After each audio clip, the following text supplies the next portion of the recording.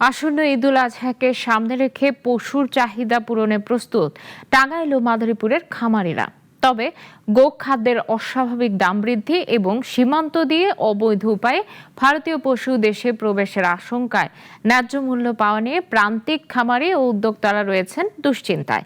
যদিও প্রাণী সম্পদ বিভাগ বলছে দেশের খামারিদের সুরক্ষা দিতে তৎপর রয়েছে সরকার।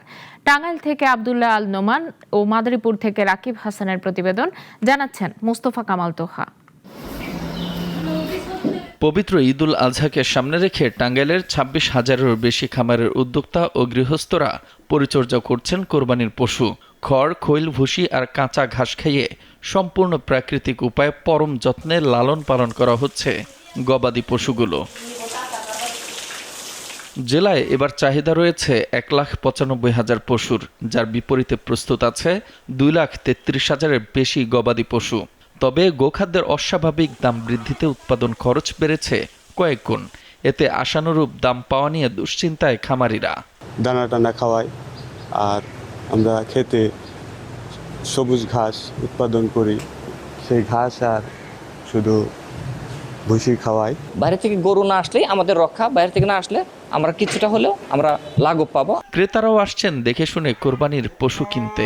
আমরা সামনে কোরবানি দিব, কোরবানিদের জন্য গরুগুলো দেখতে আসছি। এখানে দেশি ক্যাটাগরি গরু আছে, শাহিওয়াল ক্যাটাগরি গরু আছে, ক্রস ক্যাটাগরি গরু আছে। মোটামুটি আর গরুগুলা অনেকটা শান্ত প্রকৃতির, সুন্দর। কোরবানির জন্য গরুগুলো ভালোই, যেহেতু নিজস্ব খামারের ফার্মের গরু, সেই হিসাবে অনেক ভালোই আছে গরুগুলো। খামারিদেরকে আমরা বিভিন্ন পরামর্শ দিয়ে আসছি যে প্রাকৃতিক পদ্ধতিতে, অর্থাৎ সবুজ ঘাস, সাইলেজ, হে এবং প্রাকৃতিক যে সমস্ত খাবার আছে গবাদি পশুর জন্য, এই সমস্ত খাবার খাওয়াই জানি গবাদি পশুকে হৃষ্টপুষ্ট করা হয়। স্থানীয় উৎপাদনই দেশের কোরবানির পশুর চাহিদা মেটাতে পুরোপুরি সক্ষম বলছেন প্রাণী সম্পদ প্রতিমন্ত্রী। আমাদের কৃষকরা, খামারিরা তাদের যে পরিমাণ গরু তারা চাষবাস করে, খামারিতে লালন পালন করে, সেটি বাংলাদেশের জন্য যথেষ্ট পরিমাণ রয়েছে ইনশাল্লাহ। এদিকে মাদারীপুরের রাজারচরে তালুকদার অ্যাগ্রো পার্ক গড়ে স্বাবলম্বী হয়েছেন তরুণ উদ্যোক্তা নূরে আলম ইসলাম সবুজ।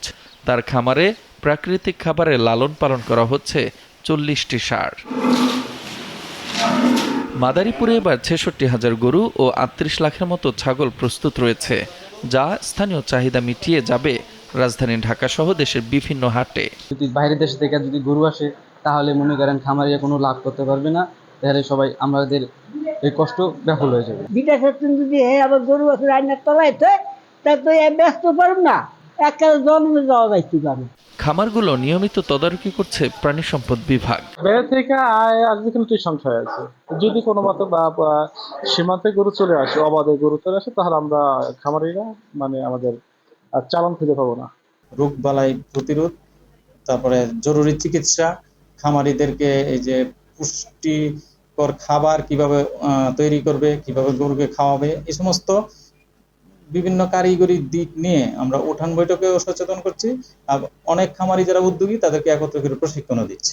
চাহিদার তুলনায় কোরবানির পশু বেশি থাকায় প্রান্তিক খামারি ও নতুন উদ্যোক্তাদের টিকিয়ে রাখতে এখন প্রয়োজন কঠোর বাজার নজরদারি ও সঠিক নীতিগত সহায়তা।